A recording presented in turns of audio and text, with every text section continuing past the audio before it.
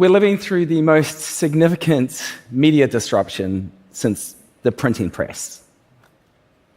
It's a transformation that explains everything from political polarization to why algorithms now do the jobs of editors. And it's creating a hell of a mess. But I secretly think that we're on our way to something greater than we've ever seen in human history. This is a massive deal, of course, because media systems don't just convey information, they shape how we think and how we behave, and they shape our culture. I've spent my career navigating these shifts. As one of the founders of Substack, I help writers and creators make money directly from their audiences. Before Substack, I was the lead writer for Tesla. I wrote a book about the electric car revolution, and I covered media startups as a reporter. So I've witnessed firsthand how media systems evolve and how they collapse. The arrival of the internet promised to democratize media. But so far, I think, it has broken more than it's fixed. Yes, social media has given everyone a voice, but it has still concentrated power in the hands of a few. But I see a new system starting to flourish, and I call it the garden. And by the way, there's an illustrator at Substack. Her name is Joro Chen, and she did all the artwork for this talk, and I just want to make sure she gets credits. Joro is amazing, and this slide in particular gives me so much hope.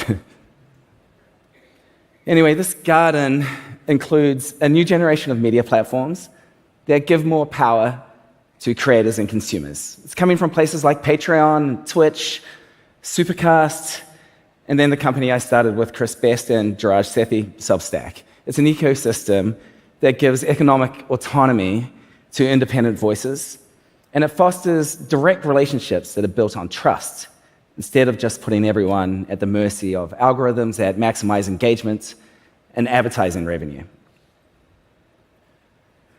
For decades, we all lived in a media world that was kind of like a temple. It was top-down, centralized, and controlled by gatekeepers.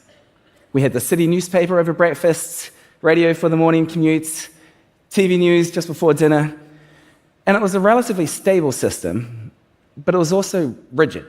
It could represent only a few perspectives, and new voices had to be let in by favor.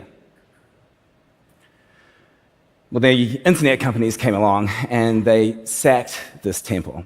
Craigslist took the classifieds, Google and Facebook captured the ad markets, streaming services are dismantling television.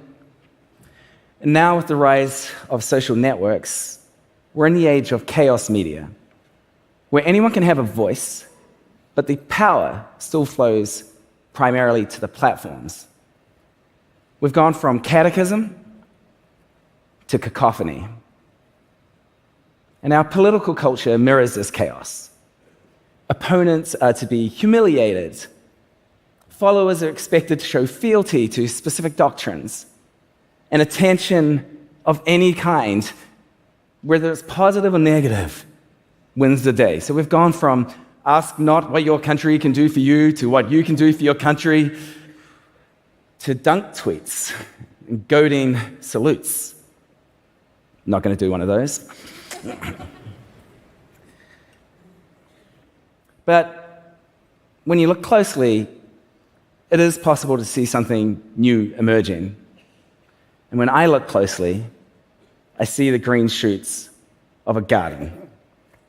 This garden, to put it in somewhat inorganic terms, is a distributed system of independent voices who enjoy economic autonomy. Unlike Instagram or TikTok, where the power mostly goes to Mark Zuckerberg or the Chinese Communist Party, the garden model connects creators directly with their communities. We've seen in history how revolutions like this can take quite a long time to fully unfold. Thomas Edison demonstrated the first practical light bulb in 1879, but it wasn't until the 1920s when electricity started to become common in people's homes. The missing piece was the electric grid. And if we look today at our current media revolution, we can see that the missing piece has been a different kind of power, economic power. Economic autonomy gives creators freedom. Instead of answering to bosses or an advertiser or an algorithm, they can focus on deeply serving their communities. Instead of chasing virality, they can spend all their energy on doing their best work. And in this way, the garden can bring a sense of order to social media's bedlam, distributing the power among the many instead of the few. Let's take a look at some examples of how the garden is already starting to flourish. Take Crystal Ball and Saga and Jetty. They're the hosts of a nonpartisan news show called Breaking Points. It used to be produced by The Hill, and it had the name Rising, but then Crystal is from the left, Saga, who's from the right, decided to go independent.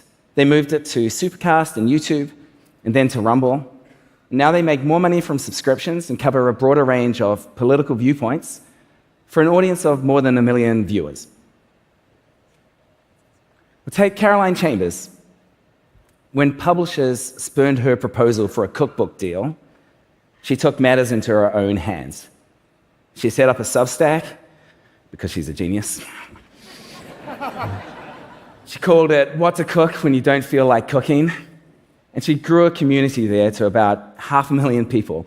They're all based around practical, accessible recipes. So when she did eventually publish that cookbook, it became an instant New York Times bestseller. Not because a publisher anointed her, but because of the genuine relationships she had cultivated with her readers. Consider Matt Iglesias. In 2020, Matt left Vox, the company he co-founded, to start a newsletter, which he called Slow Boring.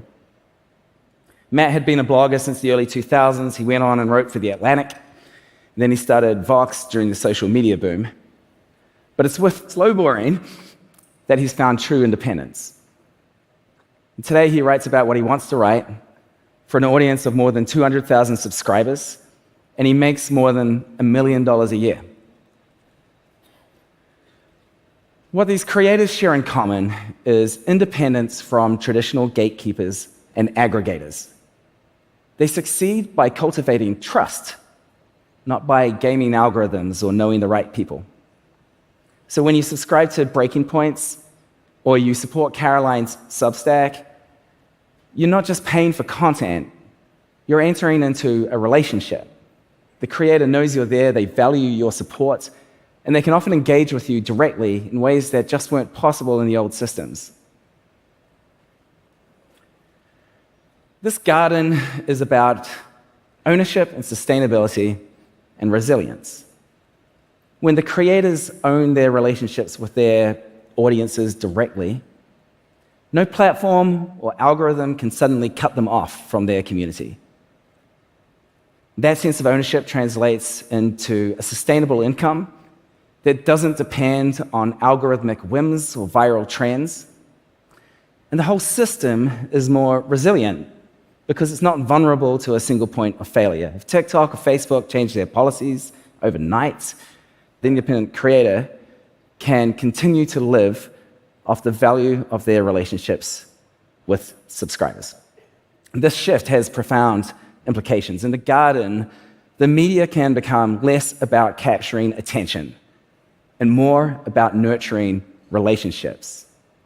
There can be more space for nuance and complexity in a world that increasingly resists both. And in the garden, biodiversity can flourish. There can be many more winners.